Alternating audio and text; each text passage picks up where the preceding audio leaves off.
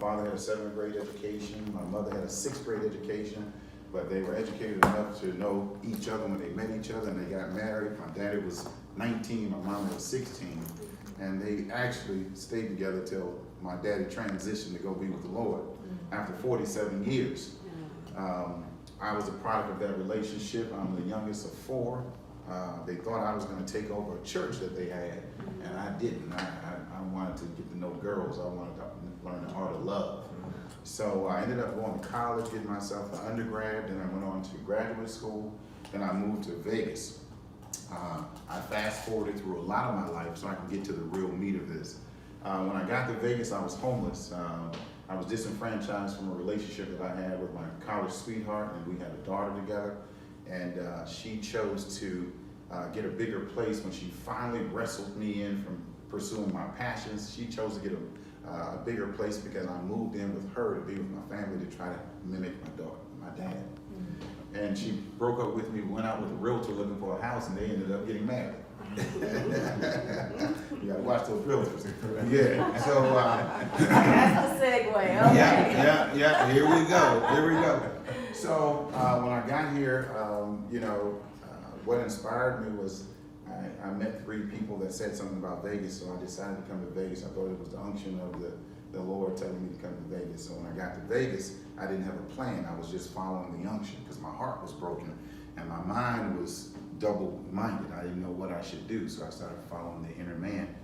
And so I was homeless for about 4 months, and I got a job at this credit repair company looking for a place to use the restroom.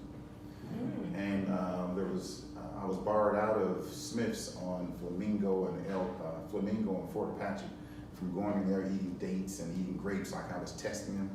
So they borrowed me out of there, and then, hey, how you doing? And then I decided to go across the street to a office park called Flamingo Trails, and I went in there.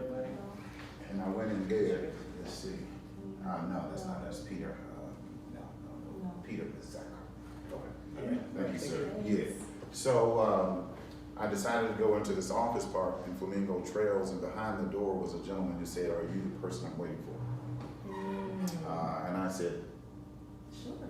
You know how the closer you get to the restroom, you gotta go.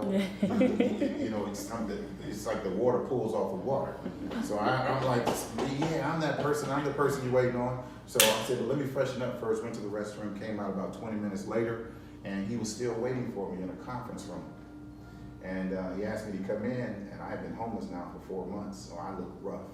And I was a guy that was a peacock. I owned a modeling agency for 5 years. So I was hanging out with girls, getting cute every day. Thought I was cute, right? But on a good day, I was only handsome.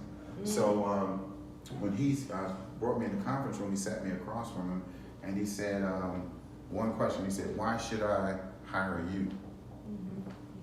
And I thought that he was holding me up for the police, but he was really holding me up because he thought I was the person. And I was shocked. I didn't know what to say, and I went inside and I came out with these words. I said, "If you hire me, you won't have to work." And so I've been at Vivix Credit Solutions now 14 years. That is the beginning of me doing credit repair. Now, in doing credit repair, I had challenged credit myself. I had 49 negative notations, a 486 credit score. I had 2 repossession of automobiles. I liked flashy cars. Back in the day, I used to love flashy cars. And I had 13 major credit cards go bad, 11 department store cards go bad. I got evicted from my penthouse. 6 girls had cell phones for me that worked with me as recruiters. Those cell phones went bad. I had 13 parking tickets from parking in front of all the nightclubs, the restaurants to get close enough to do a show. And I had some emergency room bills because I was having anxiety attacks that I thought were heart attacks, but I was only 30. So I didn't pay those. And then once you're on the downward spiral with your credit, you start to just get anything you can and not pay. You have a despair about you where you just take things and you have no intention of paying. So then I started taking even more because I knew it was kamikaze. Everything was about to go up in flames. So when I arrived here with a 400 credit score, working at a credit repair company, homeless, I was embarrassed. The clothes that I showed up with the first day of work were clothes that I had been living in. And the I don't know if you've ever been homeless, but what happens is your pores start to have this smell of the street and the environment because you're not really cleaning enough. So I ended up muscling my way through that and started working and doing credit repair. I became really good at it. All right, I really studied the credit repair industry. I studied the business of credit repair. I started going to the conferences. I became the go-to guy. I'm the fixer. I'm the guy that everyone goes to. I'm the mentor's mentor. Oh, well, I found the right person. Yeah, so I may come across, confident or whatever, but that's not arrogance. That's just me knowing that it requires that level of commitment and convincing for us to move each other. We don't move off of humility. If I say I can do the credit for you, brother, you won't sign up. You won't sign up. So what I had to do was I had to start becoming what I was asking people to believe in. So I wrote a book, and I put my greatest fear. I'm very prideful. I'm a Taurus. I never wanted to show people that I was actually down on my luck. So I wrote the book, From Homeless to Blackcards, and I put on the cover that I was homeless. And I started sharing my trials and tribulations and the struggles that I've been through, and I was able then to reach people where they were, and I could touch their hearts instead of their disbelief about me being able to fix their credit.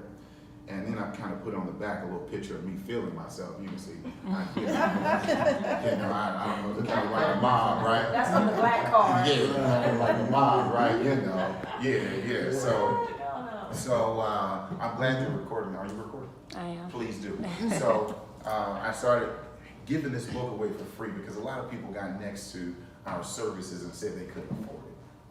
I wanted to share. I wanted them to really know you don't have to be able to afford this. I'm going to give you the information for free.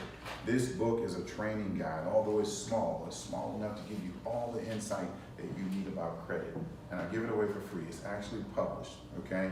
Now, so after working at Vivix Credit Solutions for 15 months, I decided